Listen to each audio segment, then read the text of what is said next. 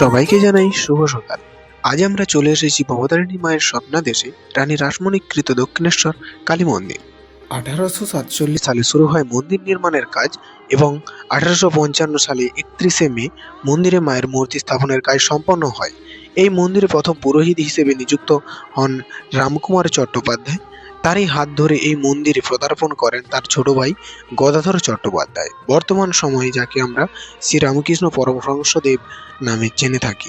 এই মন্দিরটি সকাল 6টা থেকে দুপুর 12:30 এবং বিকেল 3টে থেকে 7:30 পর্যন্ত মায়ের দর্শনের জন্য খোলা থাকে। এই সেই হুগলি নদী, যার তীরে অবস্থিত দক্ষিণেশ্বর কালী মন্দির এবং এটি হলো বিবেকানন্দ সেতু।